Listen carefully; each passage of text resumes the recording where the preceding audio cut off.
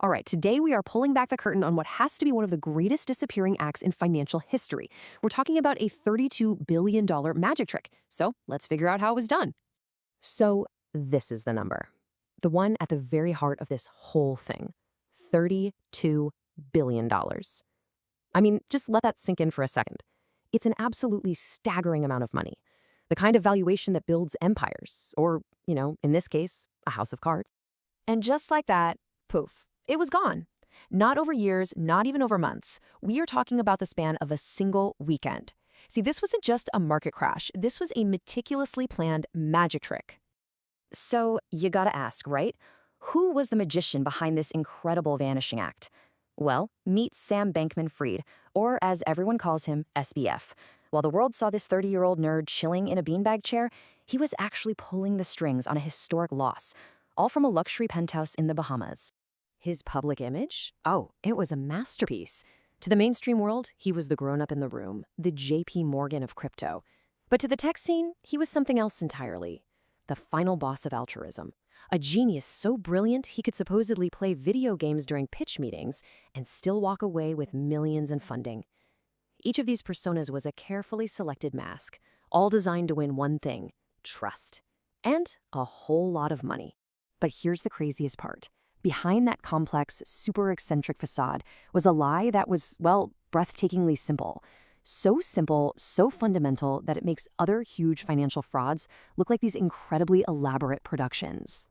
Okay, so to really get how he pulled this off, we have to rewind a bit. Every great magic trick, it starts with the pledge, right? That's where the magician shows you something that looks totally ordinary. SBF's pledge was his origin story. You see, SBF wasn't your typical tech bro starting out in a garage. No, his story started at MIT and then a super prestigious Wall Street trading firm. He had the pedigree, he got the math, and that respectable background, it gave him a ton of credibility right out of the gate. He kicked things off with a pretty basic trading strategy called arbitrage. Basically, just buying Bitcoin low in one place and selling it high somewhere else. Simple, right? An investor even called it boring. And that's when SBF played his trump card. He wrapped this simple idea in this noble, grand cause of effective altruism, promising to give all his profits away to save the world. And just like that, investors were completely hooked.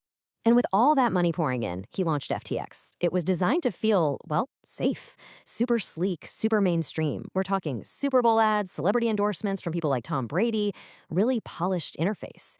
It absolutely looked and felt like the future of finance. But, and this is a big but, here was the first major red flag. It was a lot like Enron. If you try to dig in and ask how the nuts and bolts actually worked, you just get hit with this wall of jargon and technical buzzwords. That complexity wasn't a sign of genius, it was a smokescreen. And of course, behind that smokescreen of complexity was the real machine, the part of the trick you were never ever supposed to see. Honestly, the best way to think about his business is this idea of a financial mullet. Seriously. In the front, you had FTX, the professional, public-facing, we follow the rules business. But in the back, oh, that was Alameda Research. That was SBF's private, super high-risk trading firm that ran on pure trust me bro energy. 2 companies, 1 owner, and a secret back door connecting them. Now, the key that unlocked that secret back door was a little thing they created called the FTT token. FTX literally just printed it out of thin air. And its value wasn't backed by cash or gold or anything real. It was supposedly worth billions simply because they said it was. Yeah, the source material just nails it with this analogy. Think of it like a magic bean. On paper, it looked like this massive, valuable asset. But in reality, it was just an entry in a spreadsheet, a promise with absolutely zero substance. So here's how the whole shady loop worked. Step 1, FTX prints billions of these FTT magic beans. Step 2, Alameda, SBF's other company, borrows these tokens and lists them on its books as fake collateral. And then step 3, and this is the absolute kicker. Using that fake collateral, Alameda would take real customer money, like their Bitcoin and cash, right out of the FTX exchange to go make its own risky gambles. The customer vault was basically their private piggy bank. I mean, you can practically hear the conversations happening, right? Alameda loses a few $1 billion on some insane bet. What's the solution? No big deal, says FTX.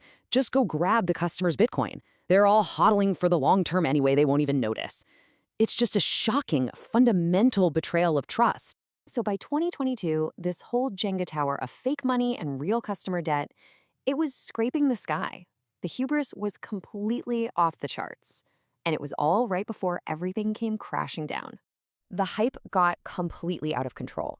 The source calls it final boss level, which is just perfect. FTX bought the naming rights to the Miami Heat's NBA arena.